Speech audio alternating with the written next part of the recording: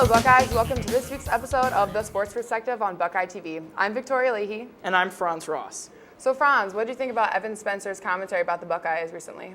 Well, I think you got to be confident in your team, but he may have gone a bit far. Urban Meyer did have some things to say about that, so he did pay the price. Yes. Coming fresh off their second bye week, Ohio State looks to extend the nation's longest winning streak to 22 games this weekend, traveling to Champaign to take on the University of Illinois. A victory this Saturday would tie the OSU all-time win streak set during the 1967 through 1969 seasons, but the Buckeyes aren't expecting to win that easily. The Illinois football team hasn't won a game in the Big Ten in 19 straight games and entered the weekend as a 31-point underdog against the third-ranked Buckeyes. Illinois may be suffering from some growing pains, but Urban Meyer knows the Illinois offense could give his team some trouble. We got to be prepared for getting Illinois' best shot. You know, they've played some pretty good football as of late. Certainly offensively, the quarterback's leading the league in throwing. They took Penn State to overtime, and then they put out a lot of points, I think 600 yards on this last game. So a very good punt returner. So I know a lot about Illinois. Well, I mean, it's 600 yards of offense on Saturday. The quarterback threw for 500 or whatever. He's the number one passer in the conference. So there's no question. It's a dynamic passing offense. I think not only is he a four-year starter, but he's a good four-year starter. And he does a great job of finding the open receiver, does a great job of extending plays with his feet and throwing the ball down the field. And they have quality receivers, big kids, that are making a lot of catches right now in space and doing a really good job of getting open. Let's take a look at this week's BCS standings. The Buckeyes jump up to the third in the rankings this week and a result of Oregon's upset loss to now number 4 Stanford. Florida State moves back up to number 2, and Alabama is once again atop the standings and sitting there comfortably after a big win versus LSU. In a recent interview, Buckeyes wide receiver Evan Spencer had some harsh things to say about the top teams of the BCS. Spencer admitted that during OSU's bye week, he had more time to sit back and watch other teams play. In that time, Spencer said he spotted holes in those teams and soon volunteered that OSU would wipe the floor with both of them, likely meaning number 1 Alabama and number 2 Florida State. After Spencer's admission, Coach Urban Meyer stated that Spencer is not the team's spokesman and that Spencer will likely not be talking to the media for a long, long time. Well, I guess I'm a little biased, but I think we'd wipe the field with both of them, but that's just my bias speaking. That's Alabama, and who's the other one? Whoever. On Monday, Spencer apologized for his statements on Twitter by saying, "I didn't mean to disrespect any football team. I'm confident in my team, and as evident in the video, I was having fun with the media, answering their questions. I should have chosen my words more wisely. There was no intent to disrespect any other team." Despite the comments from Evan Spencer, Urban Meyer also agrees that Ohio State is one of the top teams in the country, just in a different tone. Coach Meyer voted the Buckeyes second in this week's coaches poll and acknowledges that his current squad is deservingly in the top 2. I had us 2 all year. And I just think we're playing like a top team, one of the top teams in the country right now.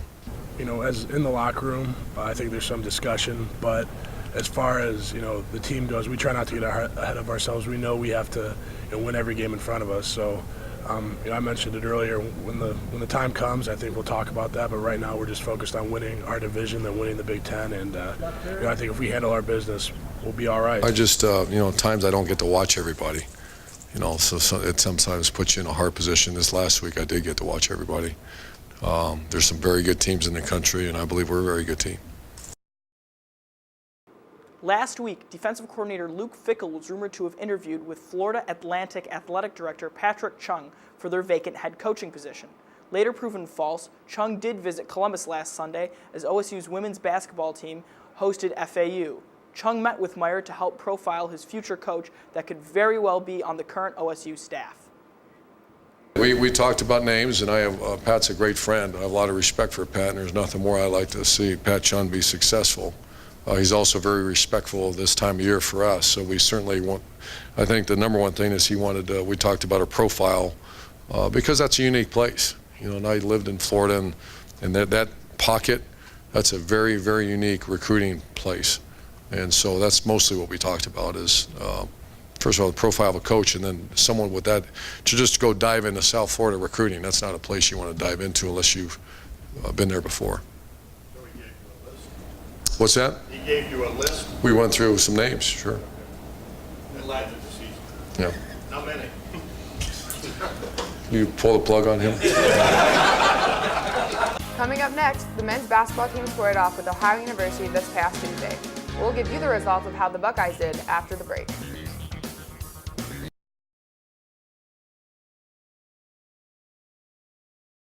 Last Saturday, Ohio State had its first regular season men's basketball game of the year when they faced off against the Morgan State Bears at Value City Arena. The Buckeyes came away with a sound victory over Morgan State, winning with a final score of 89-50. Leading OSU to victory was junior forward Lenzel Smith Jr., who had 18 points and went 4 of 6 from beyond the three-point mark. The Buckeyes were successful from beyond the arc the entire night, hitting 44% of their shots. My teammates did a great job of finding me. I was in an open spot, so whenever they did that, I was able to knock them down, fortunately. We got players out here that can knock down open shots at any time.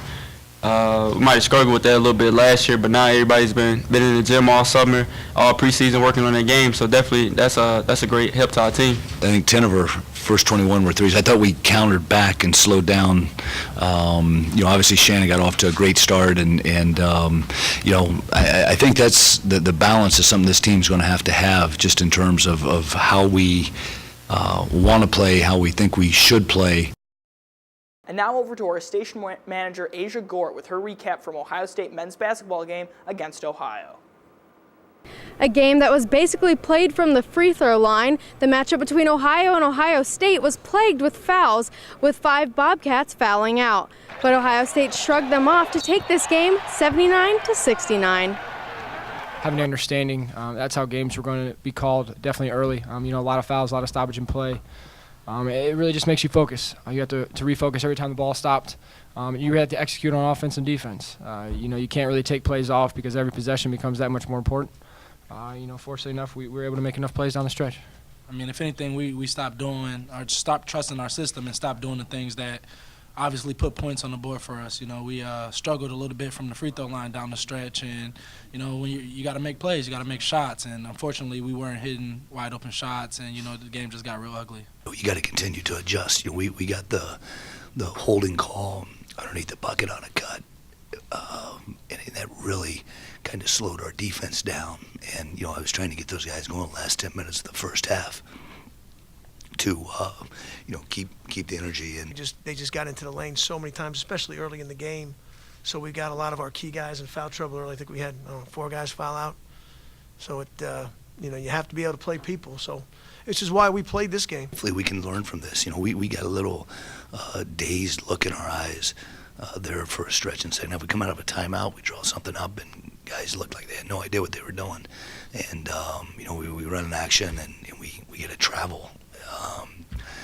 We weren't as sharp as we needed to be, and maybe it was a little bit too easy early. And but I thought down the stretch we made some big plays. From Value City Arena, I'm Asia Gore, Buckeye TV Sports. The women's basketball team is out to an early 2-0 start on the regular season, defeating West Virginia on Friday 70-61 on the road and beating Florida Atlantic at home 91-88. Sophomore guards Amaris Alston and Kate Kraft combined for 101 total points in the first 2 games and helped give Kevin McGuff his first 2 wins as a head coach. The Ohio State women's hockey team captured national headlines in the hockey world, but for all the wrong reasons. Instead of using their skills for hockey purposes, they ended up using their best impersonation of Ron Artest that led to a massive brawl with a total of 287 penalty minutes and 19 disqualifications. Both were NCAA records for any division or gender. The Lady Buckeyes ended up playing in overtime that led to 2-2 tie. I don't really know what happened, to be quite honest. All I know is that there were players taking liberties with our players. There was some chippiness throughout the course of the game, and I got to believe that our players are, and as a staff, as a program, we're not happy with teams celebrating on our ice surface and going off the ice and yipping and hooting and hollering. What happened at the end of the game doesn't happen often in women's hockey, but I can tell you this: I'm happy to at least see our girls show some fight and some spirit.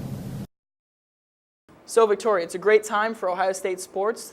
Football's just ending and basketball's just coming up. Yeah, both teams are looking really good, with the football team being ranked 3rd and now the boys basketball team ranked 10th. It's going to be an awesome season. Yeah. Well, thank you very much for watching the Sports Perspective here on Buckeye TV. Remember to like us on Facebook and follow us on Twitter. I'm Victoria Leahy. And I'm Franz Ross. Have a good night.